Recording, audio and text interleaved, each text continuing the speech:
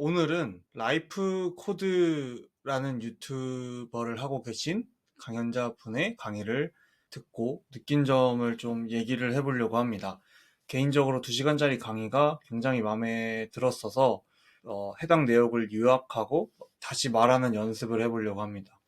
해당 강연자가 얘기하고 싶은 건 내가 하는 모든 행위에 큰 의미를 두지 말고 그냥 온전하게 치열하게 해보라는 게 강의의 핵심 주제였습니다.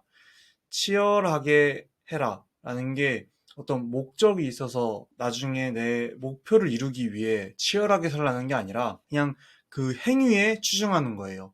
밥을 먹을 때도 온전히 오감을 다 사용해서 먹으려고 하고 어디에 여행을 가더라도 핸드폰을 잠시 두고 내 오감으로 뭐 보는 거, 냄새, 듣는 거 전부 다 한번 느껴보라는 거죠. 그게 치열하게 무언가를 경험을 하라는 거예요. 공허의 시대라는 강의였는데 공허감에 대한 설명을 먼저 해주셨고, 공허감이라는 건 근본적으로 따졌을 때 인간의 유한함에서 오는 무의식적인 공포가 내재되어 있는 거를 설명을 하셨고, 이 공허감이 오는 이유는 내가 그날 하루를 치열하게 살지 못했기 때문이다 라고 설명을 해주시고, 공허감이 아닌 하루를 치열하게 살았을 때 느끼는 감정은 충만감이다, 하루를 온전히 만끽한 거다라고 하시더라고요.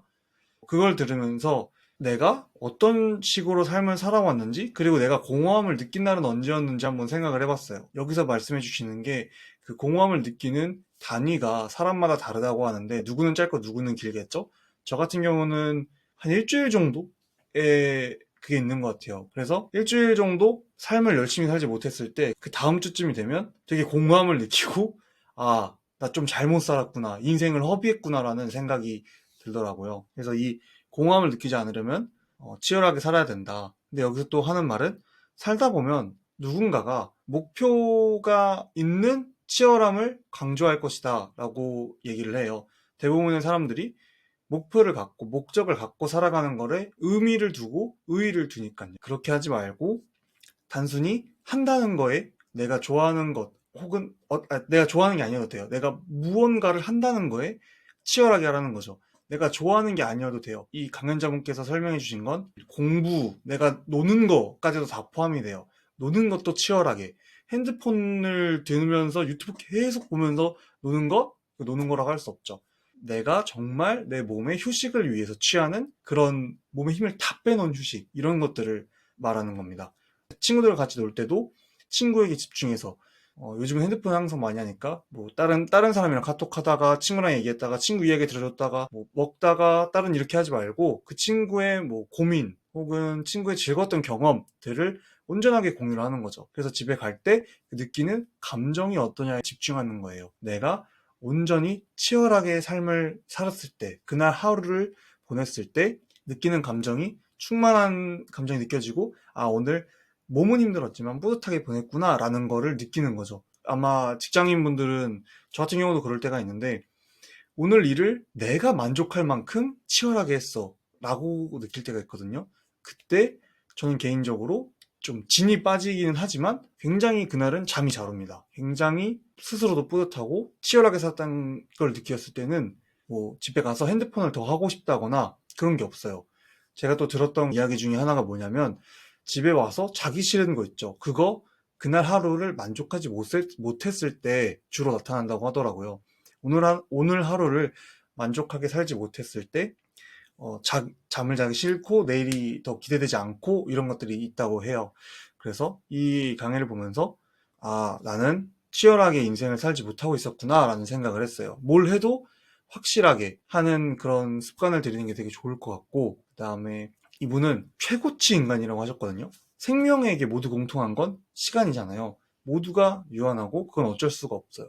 그렇기 때문에 이거를 정말 풀리하게 정말 다 채워서 인생을 사는 사람들을 최고치 인간이라고 하는데, 그런 사람이 되어야 청춘이고 눈에서 빛이 난다, 생동감이 돈다 라고 얘기를 하더라고요. 근데 들어보니까 맞아요.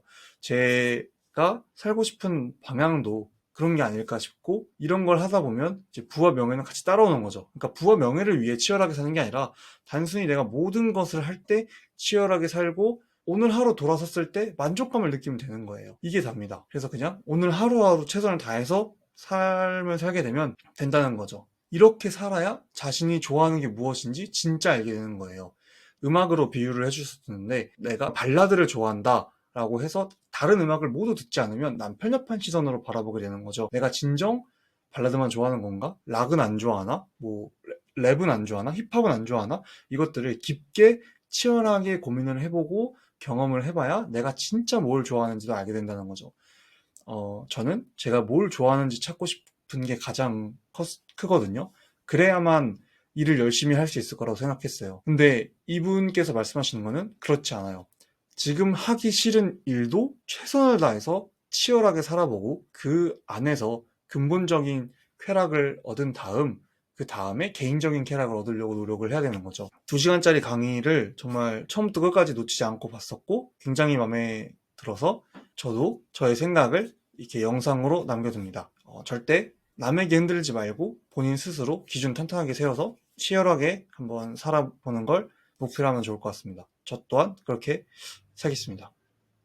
그 계획표 짠 영상도 있는데 계획표를 짠 것도 비슷한 것 같아요. 좀 치열하게 살기 위해서 어떻게 하면 내가 집중할 수 있을까를 고민을 한 거죠. 많은 분들의 이야기가 결국 돌고 돌아서 일맥상통하는 것 같습니다.